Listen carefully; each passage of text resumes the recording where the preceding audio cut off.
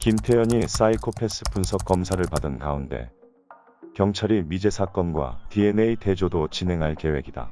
12일 경찰 등에 따르면 서울 노원구 세모녀 살인 사건의 피의자 김태현에 대한 사이코패스 분석 검사가 주말 사이 시작됐다.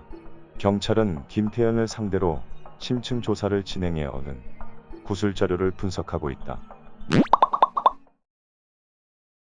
조사에 투입된 프로파일러들은 자료를 토대로 평가 토의를 거쳐 김태현이 사이코패스에 해당하는지 판단을 내리게 된다. 최종 결론에는 일주일 이상 소요될 것으로 알려졌다. 사이코패스 진단에는 체크리스트도 사용된다. 20개 문항으로 이루어진 이 리스트는 사이코패스 성향을 파악할 수 있는 죄책감 후에 공감 부족, 냉담함, 충동성, 무책임성 등을 평가하기 위해 만들어진 질문지다. 문항당 0에서 2점으로 총점은 0에서 40점으로 구성돼 총점이 25점 이상이면 사이코패스로 분류된다. 아동 성범죄자인 조두수는 이 리스트 체크에서 29점을 받은 것으로 알려졌다. 이 밖에 연쇄살인범 강호순, 이춘재 등도 전형적인 사이코패스라는 평가를 받았다. 최근에는 입양한 16개월 영아 정인양을 학대해 숨지게 한 혐의를 받는 양모 장모 씨는 사이코패스로 진단되는 25점에 근접한 22점을 받았다. 사이코패스 여부는 형벌에 영향을 미치지는 않지만 범행 동기나 재범 가능성을 판단해 유사한 범행을 막고 수사기관 등이 관련 정책을 수립하는 데 활용하기 위해서다. 경찰은 김태현에 대한 사이코패스 검사 체크리스트 채점 결과에 범인을 직접 면담한 프로파일러의 종합평가까지 반영해 최종적으로 사이코패스 여부를 판가름할 예정이다. 경찰은 김태현의 사이코패스 분석 결과를 검찰에도 제공하기로 했다. 경찰은 김태현이 과거 미제 사건과 관련이 없는지도 조사하고 있다. 앞서 노원경찰서는 지난 9일 오전 지난달 노원구의 한 아파트에서 세모녀를 살해한 혐의를 받는 김태현을 살인, 절도, 주거침입, 병범죄처벌법, 지속적 괴롭힘, 정보통신망법, 정보통신망 침해 위반 등 5개 혐의로 검찰에 구속 송치했다. 김태현은 서울 동부구치소에 입감됐다. 검찰로 넘어간 세모녀 살인사건 피의자에 대해서는 형사이부 임종필 부장검사에서 철저히 수사하겠다고 밝혔다. 경찰은 수사 결과를 발표하면서 피해자의 의사에 반한 명확한 스토킹 범죄라고 규정했다. 지난달 24일 국회 본회의를 통과한 스토킹 처벌법은 오는 9월부터 시행되기 때문에 이번 사건에 적용하지 못했으며 대신 경찰은 현행 경범죄처벌법상 지속적 괴롭힘 혐의를 적용했다.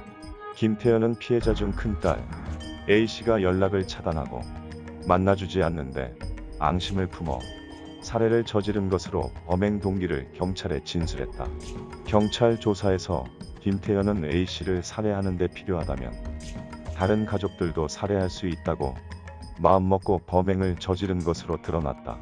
최근 각종 온라인 커뮤니티 및 SNS에서는 알코올, 향수, 물파스 등을 뿌려 송장 글씨를 지우는 방법을 비롯해 파쇄기 구매 후기 등을 쉽게 찾아볼 수 있다. 송장을 알아볼 수 없도록 검은색 딱풀과 롤링 스탬프를 추천하는 글도 올라왔다. 택배 수신인을 남성 가명으로 기입하거나 유사시 남성이 녹음한 음성 경고, 메시지를 틀어넣는 방법도 있다.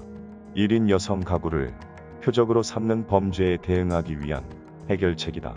2019년 서울 관악구 신림동에서 30대 남성이 귀가하는 여성을 뒤쫓아 집 안으로 들어가려 했던 사건을 시작으로 확산됐다.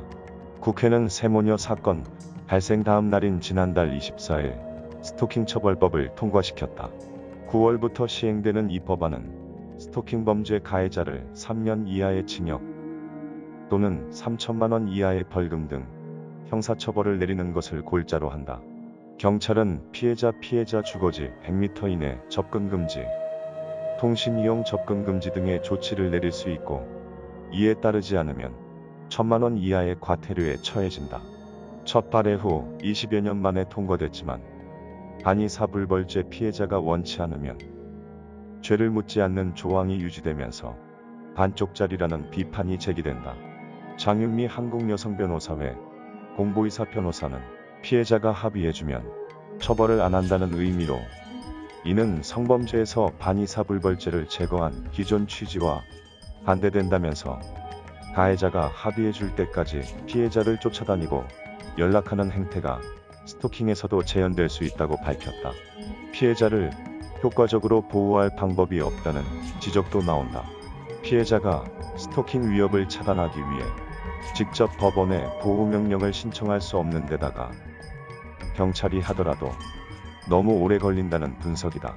장 이사는 법원을 통하면 버틸 수밖에 없다면서 실무를 맡은 경찰이 현장에서 즉각 판단하고 대응할 수 있는 실효성 있고 빠른 조치가 필요하다고 촉구했다.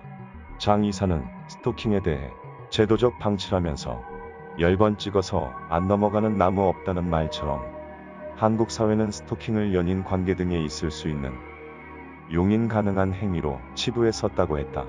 이어 최근 스토킹이 범죄의 징표가 되면서 입법이 되긴 했지만 개선이 필요하다고 강조했다.